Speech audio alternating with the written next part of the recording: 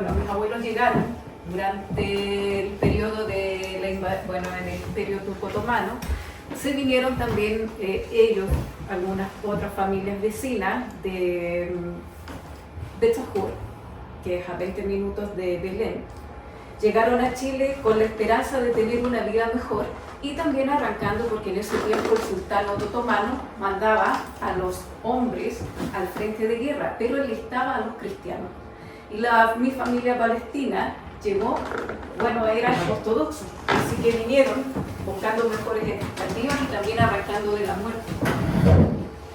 Bueno, hay mucha información que también primo Fabián ya mencionó, entonces vamos a hacer un poco más rápida la presentación para no estar repitiendo información y que venga el tema de las preguntas, que es lo más importante.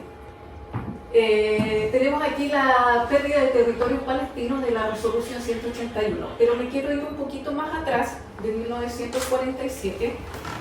Me voy a ir al tiempo de 1916, donde se sabe poco y poco se dice y poco aprendemos de lo que sucedió en 1916, de acuerdos secretos entre Francia y Reino Unido, pensando antes, para beneficio propio, cuando se desmembrara el Imperio Turco-Otomano, pensando en cómo repartirse los territorios de Medio Oriente. Entonces Francia estaba interesada, Reino Unido también, entonces ellos, en los acuerdos de Sykes-Picot, ellos dividieron esos territorios para beneficio propio, pensando en lo que se venía más adelante y también ayudando al futuro, lo que se veía el movimiento sionista, que empezó a finales del siglo XIX para la creación en un futuro, cuando se viera momentos históricos que al final se dieron, se desmembró el Imperio Turco-Otomano y se dividieron los territorios árabes. Francia se quedó con el Líbano, se quedó con Siria, el mandato británico, bueno, el Reino Unido se quedó con Palestina, con Jordania y con Irak. Entonces ya estaban pensando desde 1916 cómo se iban a repartir los territorios de Medio Oriente.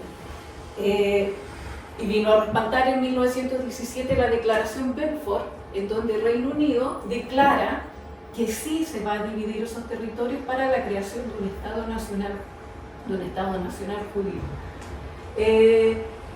Y vino al año 1947, cabe mencionar que la ONU hizo esta partición, pero la ONU fue creada en mayo de 1947 y la resolución 181 en diciembre de 1947. Entonces cabe la duda, uno piensa, esto era una maquinación totalmente maquiavélica para poder eliminar en algún momento a los habitantes nativos de Palestina y poder repartirse estos territorios que son tan codiciados. ¿Por qué? Si en Palestina no hay petróleo, pero sí hay una cosa, Palestina, este territorio es tan importante desde tiempos milenarios porque es un paso muy importante geopolíticamente. Une 3 continentes, África, Asia y Europa. Y hay que pensar que a finales del siglo XIX, ¿qué es lo que estaba sucediendo en Europa, Estados Unidos? ¿Qué es lo que se necesitaba? Combustible. Estaba empezando la revolución industrial. Por eso era tan importante para las potencias tener esos territorios. ¿Pasemos a la siguiente? Bueno, lamentablemente podemos ver otro conflicto. Bueno, en 1967, 20 años después de la resolución 181, obviamente no iban a estar contentos los países árabes, ellos estaban en constantes fricciones con la creación del Estado de Israel y la Liga Árabe enfrentan al Estado de Israel. Ponen militantes de Egipto, pero lamentablemente Israel toma nuevamente territorios, se agranda más Israel, se toma el 22% de lo que son los territorios palestinos ilegalmente. Pasemos a la próxima.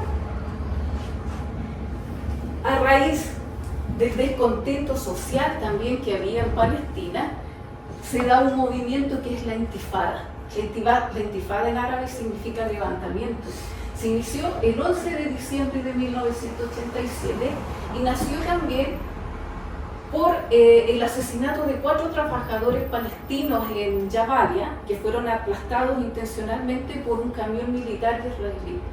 Este movimiento social, con rabia, con ofuscación, rápidamente en pocos días se masificó a distintos territorios, no solamente en Gaza, sino también pasó este descontento a Cisjordania. Pasemos a la siguiente. Estoy más rápido porque como hay información que se dijo. También encontramos a raíz del descontento social palestino, y además que no se han encontrado acuerdos, los acuerdos de Oslo tampoco dieron frutos. Como explicaba también Fabián, el primo Fabián, no dieron fruto y siguió también ese descontento social en Palestina.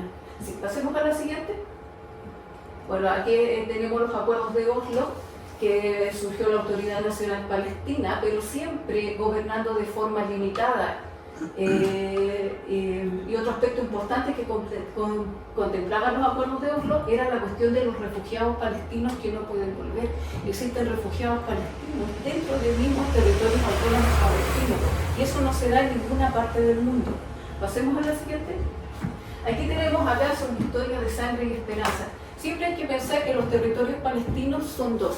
Es Gaza, que es un territorio de 378 kilómetros cuadrados, con 51 kilómetros de frontera que son resguardadas constantemente por el ejército israelí. Esas 51 kilómetros de frontera lo resguardan 36 compañías militares.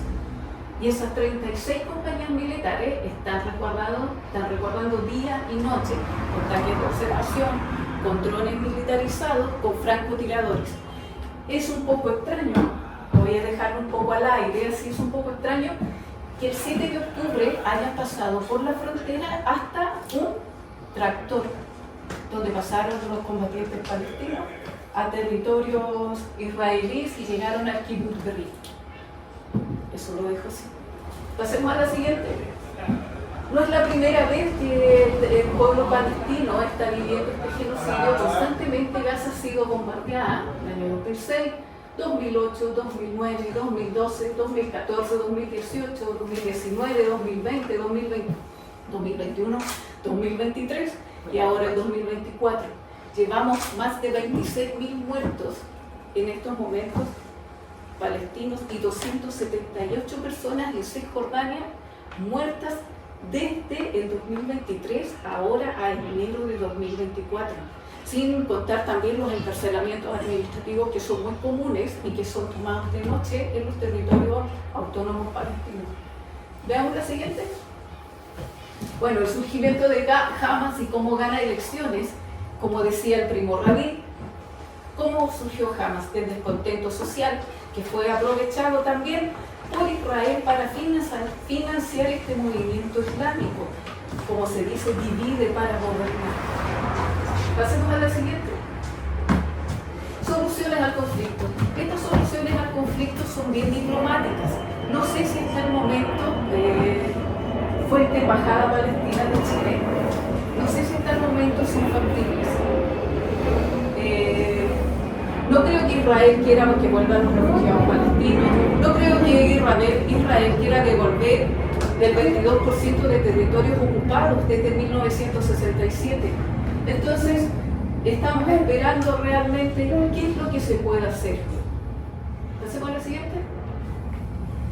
Los más de 25.000 mártires y más de 9.000 niños palestinos que han sido asesinados en Gaza desde el 7 de octubre. Bueno, ellos no son cifras, ellos son rostros, personas, son con anhelos, con sueños que ellos querían llegar a, ¿cierto?, con su familia. ¿Podemos ver la siguiente? Poco se ve en los medios occidentales los rostros de las personas asesinadas en Gaza desde el 7 de octubre.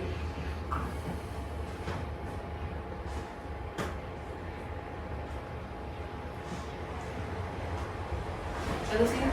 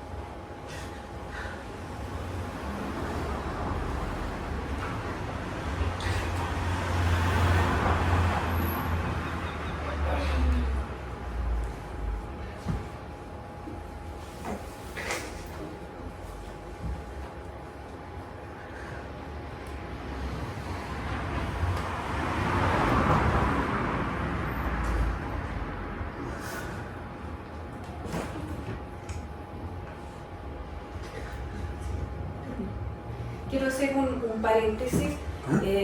Bueno, yo estoy tomando biografía de un patriarca de nuestra colectividad, don Faisal Al-Chalasen, y me recordé en estos momentos de lo que él me estaba contando y llevándolo a la historia. Él recuerda de cuando tenía 4 años de edad, su papá, su mamá lo llevaban a manifestaciones en Jerusalén en contra de la llegada masiva de colonos judíos europeos, porque se estaban dando cuenta que había compra de propiedades, que estaban comprando terrenos, estaba la llegada del banco judío. Entonces ellos empezaron a notar que ocurría algo extraño. Y coincide, la primera rebelión palestina acerca de la colonización europea sucedió entre 1936 y 1939. Y el tío Faisal Archa recuerda cuando su padre lo llevaba, él se cansaba de caminar y lo tomaba en brazos y se manifestaban en contra de la llegada de estos colonos europeos. Él también tiene recuerdos que cuando él se aburría, se quedaba dormido, él esperaba con ansia ir a ver a los amiguitos judíos, que eran la minoría en ese tiempo, eran menos del 5% en esos años, que vivían en Palestina. La mayoría eran musulmanes, se estima entre el 85 y 86% musulmanes, y solamente el 10 a 12% eran cristianos. Pero hay que recalcar que en ese entonces el menos del 5% eran judíos, y eran judíos árabes, semitas, que hablaban árabe, a diferencia de los judíos actuales. Gracias.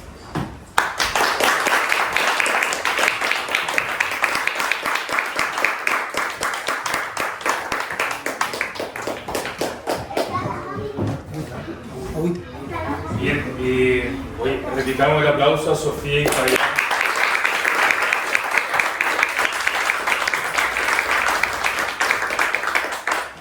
Queda abierta la palabra si alguien quiere contar alguna experiencia que sepa o hacer alguna consulta a los dos o a alguien en particular. Quisiera hacer un pequeño comentario. Hasta el día de hoy, en los países árabes viven judíos. En Irak, en Libia, en Marruecos, viven judíos y no son... A ver, yo ahí tengo una pequeña diferencia con respecto a la población en Palestina, en Belén y en Bet Yala, que es de donde yo viajé, digamos, estuve ahí. En el año que llegaron, la gran mayoría de los inmigrantes judíos, y la gran mayoría son judíos ashkenazis, que son judíos que no son, que no son semitas, porque ellos se convirtieron al judaísmo como religión, y los judíos que vivían en los países árabes son los judíos mizrahi.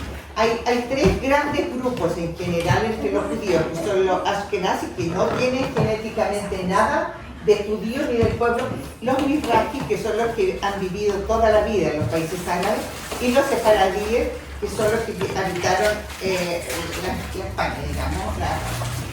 Entonces, lo que quería hacer hincapié es que, bueno, aparentemente en Palestina, en Jerusalén, había de hecho 3 barrios en Jerusalén. Hay un libro que es súper interesante que se llama La llave, por si a alguien le interesa, que es de una médico palestina que nació ella en Palestina, se vio chiquitita, y escribió esto, y ahí hay planos como en Jerusalén estaba dividida la ciudad, el barrio judío, el barrio musulmán y el barrio cristiano. La gran mayoría de los cristianos eran ortodoxos. Y cerca de la inmigración grande que fue de los judíos, por lo menos en Belén, en Bet Yala y en Jerusalén, había una mayoría, sobre el 50%, bueno, aquí era difícil llevar los números en esa época, pero había, lo que yo tenía entendido es que había sobre un 50% de cristianos, un 5 o un 10% de judíos, y los otros 40%, 40-45% eran musulmanes. Lo que sí es que más fácil han podido emigrar a América los que eran cristianos, porque es más fácil adaptarse por las costumbres. Eso era lo que quería decir yo. Y encontré muy buena la presentación. Me gusta mucho lo que prima le va a usted. Me gusta mucho. Su nombre, disculpe, se me olvidó. Mónica Lolas. Mira, le iba a citar justamente el libro de Nancy Lolas. Sí, de la Nancy, muy bueno. Y claro, ella lleva una cifra similar a la que señala usted.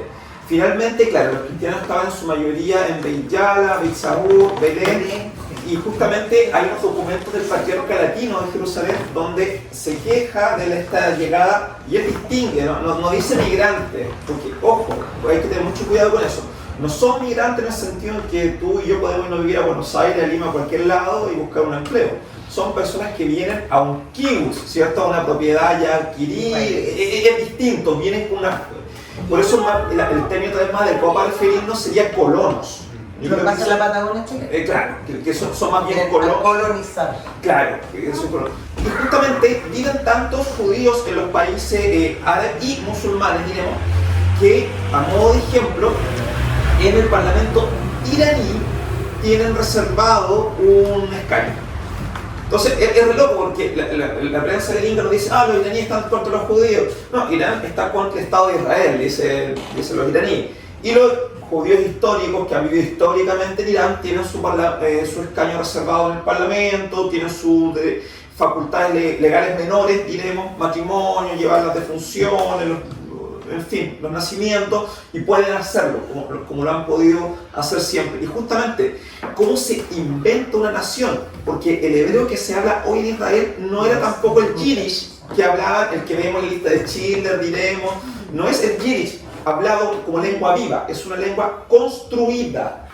Es una lengua construida por el movimiento sionista. Necesita unificación. Y porque necesita unificación. Y por eso es importante que recalquemos que nuestro gran problema es el movimiento sionista.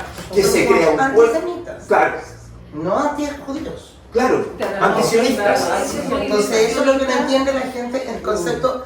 Dice, ustedes están contra los israelíes. No, nosotros no tenemos nada contra los judíos. Claro, pero ese movimiento sionista es el que hace que cualquier persona en el mundo que se haga de la religión judía tiene libre potestad de obtener la ciudadanía, irse a vivir un kibbutz o irse a vivir a un asentamiento ilegal en territorios autónomos.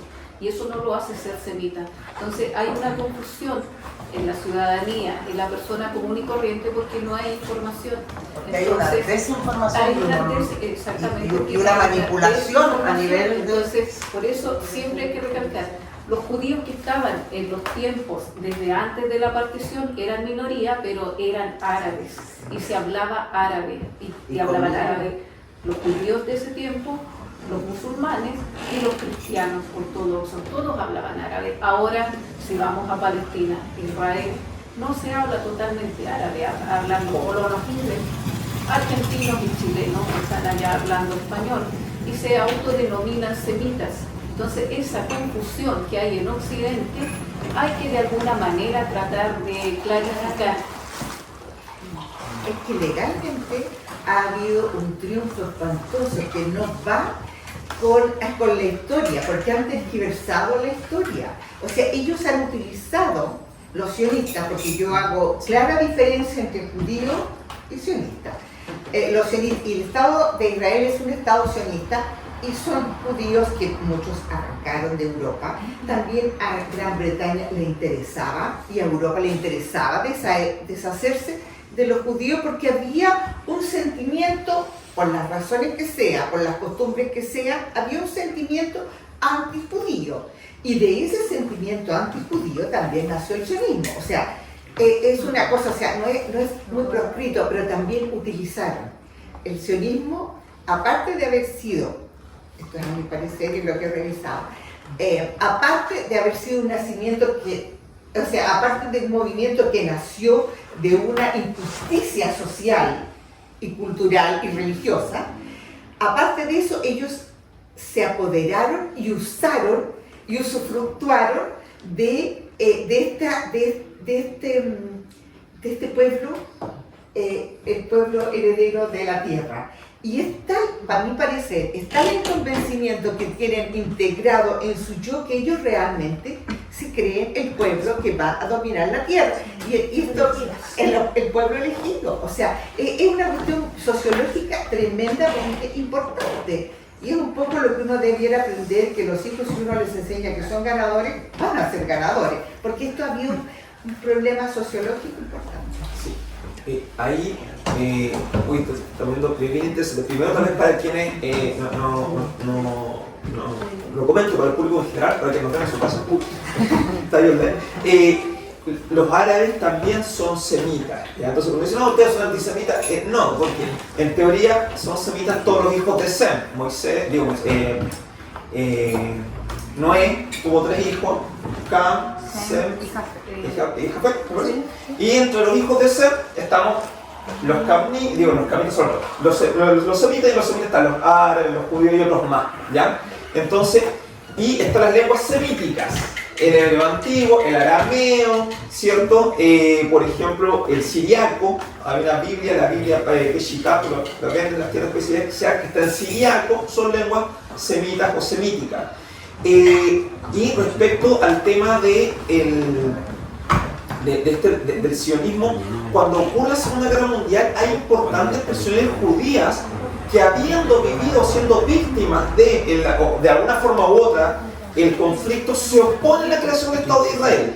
Y ahí tal vez la figura más interesante para leer y para estudiar sea Hannah Arendt, ¿ya? Hannah Arendt como filósofa, cuando justamente ella va a Eichmann en Jerusalén, ¿cierto?, el juicio, y se cuestiona la validez de este Estado para juzgar a un ciudadano que no es un ciudadano de su Estado, no era delito cuando lo cometió. Entonces, es importante que rescatemos esos nombres. Tal vez para el común de los mortales el nombre que más les suene sea el propio Albert Einstein, que también se opuso a la creación del Estado de Israel, y otras personalidades de la época que estaban vivas para ese entonces. Mahatma Gandhi también se oponía, decía, no siendo judío, ¿cierto? Siendo leído, decía, ¿por qué mejor los europeos no solucionan su problema de racismo antes de estar creando un problema en otro lugar más? ¿Podrían los europeos hacer cargo de ellos mismos? Después dicen, no, la verdad no podemos, ¿ya? Es como cuando te dejan porque no puedo hacer lo mejor para ti, pero podrías hacerlo mejor, no puedo, ¿ya? Y justamente hay un mito muy extendido, y que tú lo mencionaste, que es un mito que ha extendido el sionismo, que es un pueblo sin tierra para una tierra sin pueblo, decían ellos, ¿ya? El lugar vacío. Por eso esta idea, y me interesaba tanto recalcar que acá había un orden jurídico, que había formas productivas, había costumbres, porque ellos insistían en que Palestina estaba vacía o subutilizada, y que por eso había que estar allá, porque nosotros no sabíamos qué hacer con nuestro país, o estaba semi-vacío, cuando sí había instituciones jurídicas, legales, religiosas, etc. ¿Ya? Y claro, entonces se va configurando todo este escenario. Agradecer la presentación y el contexto histórico que conlleva. Mi pregunta está enfocado, y lo llevo al contexto nacional, que formamos parte. El día domingo sale una columna en el Mercurio del arzobispo de Santiago, Fernando Chomalí Garí, palestino, soy primo, y señala en una de sus partes que no se debiera exportar ese conflicto hacia Chile, ¿okay? Entendiendo que quizás lo podemos ver lejano, pero tenemos que pensar que la mayor comunidad palestina repartida en el mundo está en Chile, está en Latinoamérica. El pueblo palestino al equipo de fútbol lo ve como su segunda selección.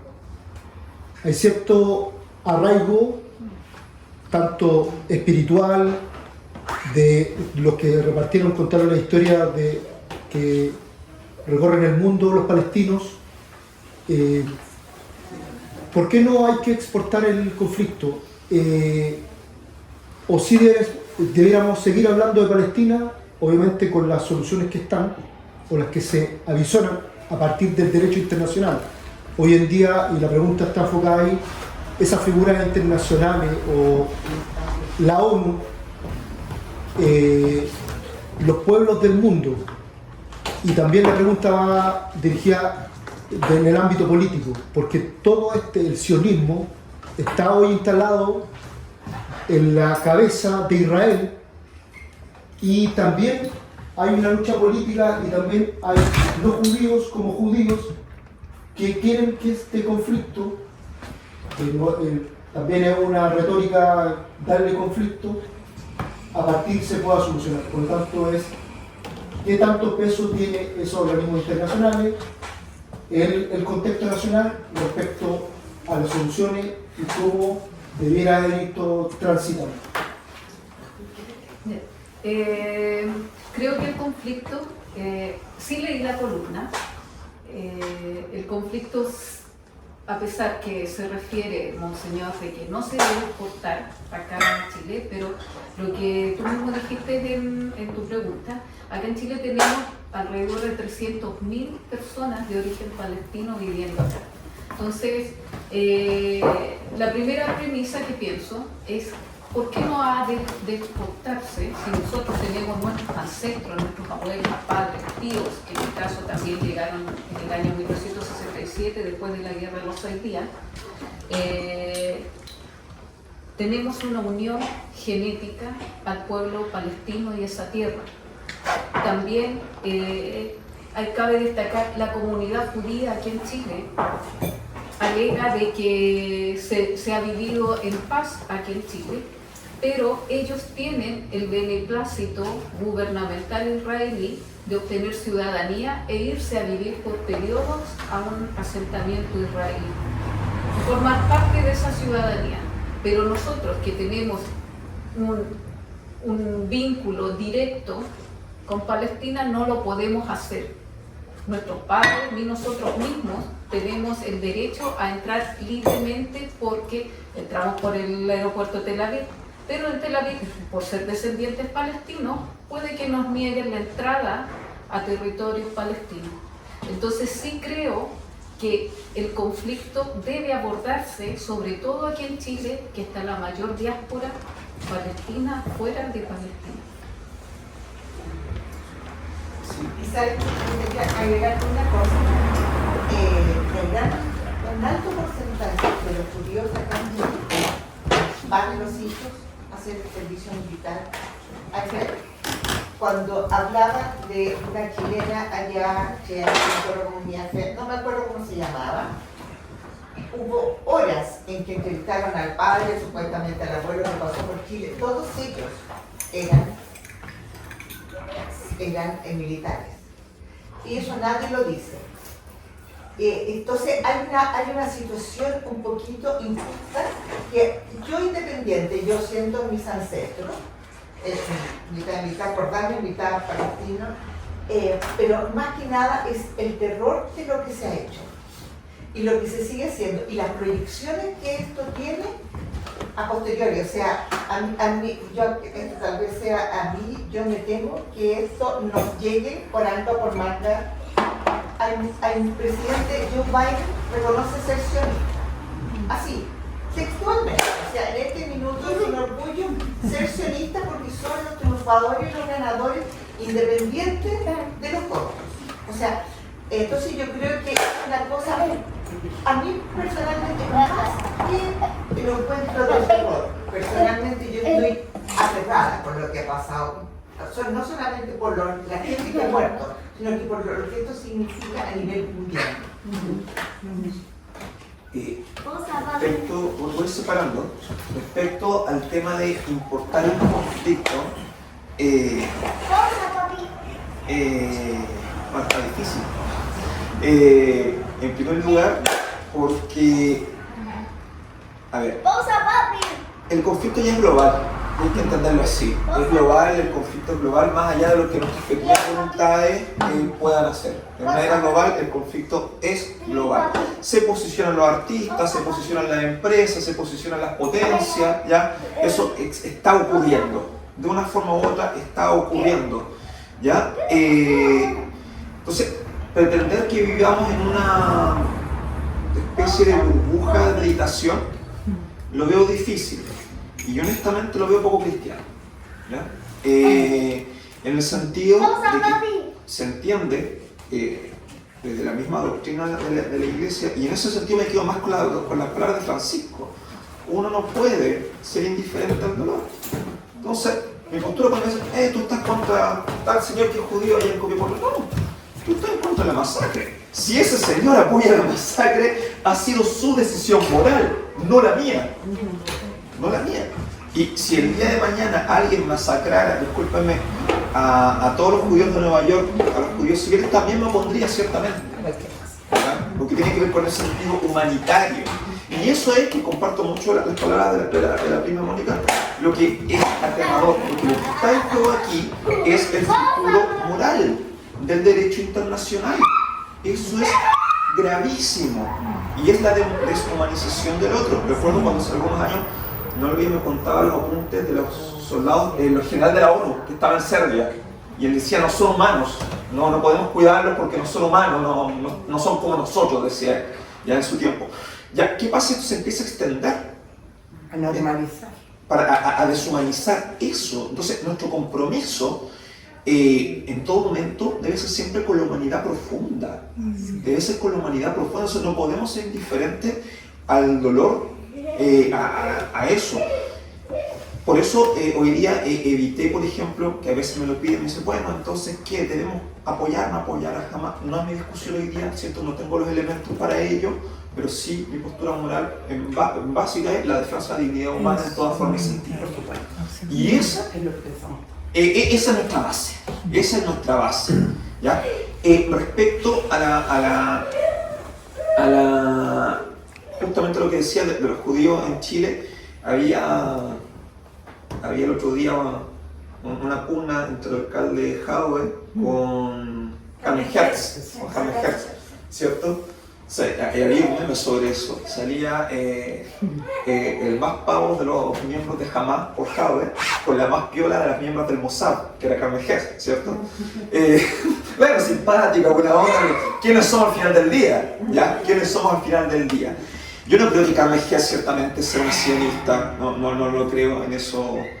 El primo compañero Jadwe el más pavo. Claro. Jadwe el más pavo. Yo creo que Jadwe fue simplemente más pavo. Y claro, yo siento que ese tipo de provocaciones están de más.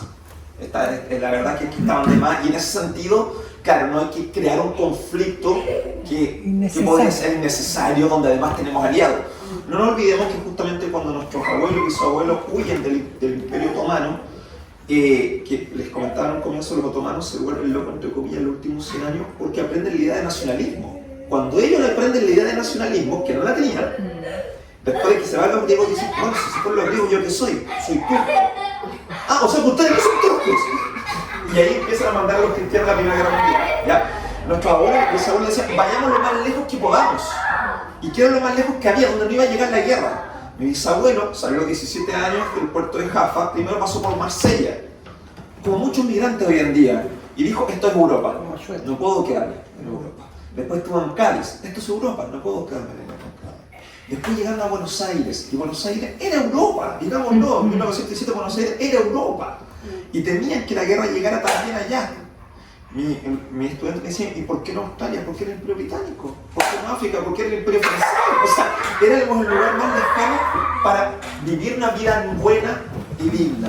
Y no nos olvidemos que muchos árabes, Nancy Loren lo cuenta en su libro, dejaban a las esposas en Buenos Aires, ellos se venían en estos barcos de mala calidad de polizonte, se embarcaban en Talcahuano, Valparaíso, con la bolsita de oro, y las esposas tomaban el tren hasta donde les alcanzaba, hasta Mendoza, y cruzaban la cordillera a pie. Y se encontraban en San Felipe, o en burro, con los arrieros, con 2 o 3 niños a cuesta. Entonces, San Felipe es el mayor asentamiento. Por eso se quedaron San Felipe y los Andes, que hay muchas familias de origen palestino. Claro, entonces yo siento que esa historia también hay que honrarla y no buscar crear cosas artificiales. Nuestra defensa es la dignidad humana. Ahora, respecto a las soluciones, yo cuando era niño era súper inocente. Y yo decía, ¿y si viven todos juntos en un solo país? Me parecía lo más lógico, decía, why not? ¿Por qué no? ¿Por qué no la solución de un solo Estado? Y la verdad es que el 20% de la población del Estado de Israel hoy en día es palestina, es árabe palestina. Y no, el Estado de Israel no ha dado muestras de integración de esa población. Por eso nosotros decimos que Israel es un Estado de apartheid, porque incluso los que han aceptado vivir bajo sus leyes no pueden acceder a subsidios de vivienda, si lo llevamos a chilenos, a subsidios de vivienda, pueden inscribirse en menos CEFAM, si lo llevamos a chilenos, no pueden optar a todos los beneficios educativos que pueden los israelíes, en general pueden menos. Y de hecho, si ya el Estado de Israel era un Estado bastante racista, con las últimas modificaciones, pasó a ser literalmente un Estado judío, que antes no lo era. A ver, en la práctica, ahora hubo una reforma constitucional que dice que Israel es el Estado nacional judío. Y los demás, nada. Que era algo que incluso políticos más moderados como Rabin, ¿cierto? Isaac Rabin, se habían opuesto en su tiempo, que fueron solo el hogar nacional judío. Y Rabin decía, los judíos tenemos más que darle al mundo. Esto puede ser el hogar del mundo en su cabeza inocente. Y para solidaridad, ¿cierto? ¿Y qué debe ocurrir, siento yo, para que haya algún cambio? Debe ocurrir un poco lo que pasó en Sudáfrica, siento yo. Que una parte del grupo dirigente se pega el cachofazo. No nos olvidemos que si existe Mandela es porque existió Frederick Leclerc, que lidera Mandela. Que es un blanco, que venía del partido racista, diremos de alguna forma, era un poco menos racista que los otros, y él dice, esto debe terminar, esto es una abominación y alguna vez debe terminar. Y llega este acuerdo, con el enojo de los blancos sudafricanos, ¿cierto? Pero él se la juega.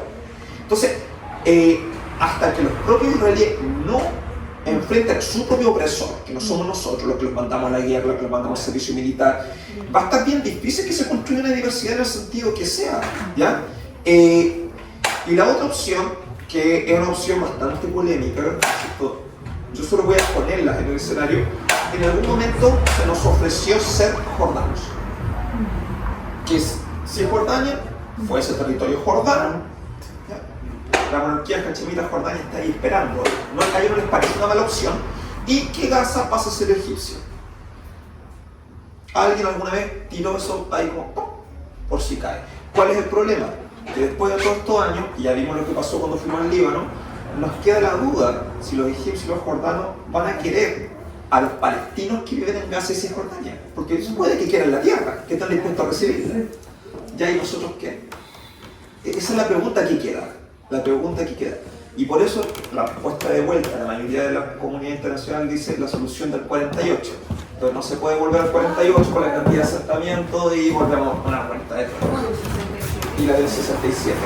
Y justamente, ¿por qué los israelíes ganaban guerra tras guerra? Me preguntaba hoy día alguien en la mañana. Porque todas las armas que a los Estados Unidos les sobraban de la Segunda Guerra Mundial, de la Guerra de Corea, de la Guerra Fría, a precio de remate, ¡paf! Y nosotros con tanques de la entreguerra, diremos. Si lo que tenían que hacer era poco, cuando dicen yo voy a estar en Jerusalén en una semana, ¿ya? Pero ese es más o menos el escenario de las posibles soluciones, ¿ya? Alguna vez se pensó, como te digo, alguien dijo un Estado pluricultural, multinacional, el Estado multicultural, pero para eso se necesita que los propios judíos se liberen de su opresor. Es el primer paso. Hay algunos que están en eso, pero son pocos. ¿Alguien más? Una palabra, consulta, duda, acotación, agradecimiento. Yo, solo darle las gracias a ambos expositores, han sido súper didácticos. Se explicó muchos años en palabras simples, en forma didáctica. Ojalá esto se pudiera replicar, porque se necesita eso. O sea, un pueblo sin cultura, sin educación, es un pueblo manejable. Y eso es lo que nos pasa mucho. Nosotros tenemos manejado no solamente en Europa se maneja, sabemos que los sionistas manejan la economía del mundo. Mientras se maneje la economía, mientras alguien tenga el basto por las manos, es difícil que pueblos chicos como nosotros podamos irnos contra ellos. Sabemos que el gran conglomerado en el Congreso de Estados Unidos es judío, sionista. Sabemos que las Torres Gemelas fueron un invento también de ellos, pero creo que nos ayudó esto para entender varias cosas, para los que algo sabíamos poder tener más aseveración. Y nada, pues pedirle a cada uno de ustedes que pueda replicar y pueda ayudarnos, porque a través del boca a boca es lo único que vamos a hacer que la gente sepa que sí somos Hamas, pero no somos terroristas. Jamás seremos terroristas. Jamás seremos terroristas. Eso. Sobre todo si quieren documentarse más, que me gustó eso que si puede buscar uno, les recomiendo un historiador judío israelí que se llama Ian Papé. Sí. Un clasicazo, que se pone, no, tú lees a puros árabes musulmanes, Ian Papé, le dice otro. Nada, y Noam Chomsky, que de cultura judío también. Chomsky, De la limpieza étnica de Palestina. sí, Y bien. de Ian Papé, lo recomiendo mucho. Y si alguien por primera vez se está acercando al tema de los pueblos dominados, los exterminios, los genocidios, y te dice, oye, pero ¿cómo parte con esto? No va a partir con Uganda, ¿cierto? Que son problemas difíciles, Brénica. Partan por una recomendación que le hago a mi estudiante, el Martín Fierro. El Martín Fierro de Argentina es un pueblo agrario, campesino, ¿cierto? Llega a la modernidad, no se preocupen, no va a pasar nada y como dice el propio, ha querido el destino que todo eso acabara, ¿cierto? Yo conocí esta tierra en que el gaucho vivía y su casa tenía y sus hijos y mujer, era una delicia ver cómo pasaban los días. Entonces, es lo mismo, en el fondo la historia de la expansión del capital industrial sobre estos pueblos es la misma. Se va replicando en diferentes, no con esta agresividad, no con esta cizaña, no con esto, pero sí se ha replicado, sobre todo nosotros en Chile tenemos lo que pasa en nuestro pueblo mapuche, y así también, entendiendo de esto también vamos a entender lo que pasa con nuestros pueblos originarios, que también es lo mismo, o sea, a diferente escala, pero no con menos muertos. Es lo que pasa en el mundo. La economía le pone la pata encima y nos hace creer a todos que eran flojos, que eran borrachos, que eran esto, porque es lo más fácil, repetir, replicar, porque nadie se interioriza con él. Entonces, nosotros tenemos yo soy chilena, si bien descendiente de Palestina, creo que si no estamos con el pueblo mapuche y no sabemos, o sea, no podemos entender tampoco nada de esto, porque es lo que sufren nuestros parientes en Palestina, lo sufren nuestros compatriotas en Chile todos los días. Por parte de la casa, darles las gracias a todos ustedes que vinieron para acá, nuestros expositores. Esta conversa la teníamos pendiente hace mucho y no la podíamos hacer con los compañeros de la CAPAL desde que se reorganizaron, que volvieron a juntarse producto de esta guerra o de este colonialismo que le están haciendo. La casa siempre estuvo abierta, sigue, y que cuenten con ello. Ha sido transmitido por Radio Popular La Revuelta, compañeros ahí por los medios también, que yo sé que después se los libera a CAPAL, así que va a estar en las redes para que esto se siga replicando. Invitados nuevamente si quieren ocupar el espacio para los fines que estimen convenientes. Quiero dar las gracias también no es la primera vez que vengo a la Casa Roja, por la apertura siempre de sus puertas y sus corazones que nos acompañan en las actividades. Porque tampoco somos muchas familias palestinas que estamos en la zona, pero nos estamos organizando, estamos tratando de visibilizar el conflicto y que se nos unan muchas más personas, porque no hay que ser de origen palestino para no simpatizar con este conflicto tan terrible y holocausto y genocidio que estamos viviendo. Muchas gracias. Gracias a ustedes.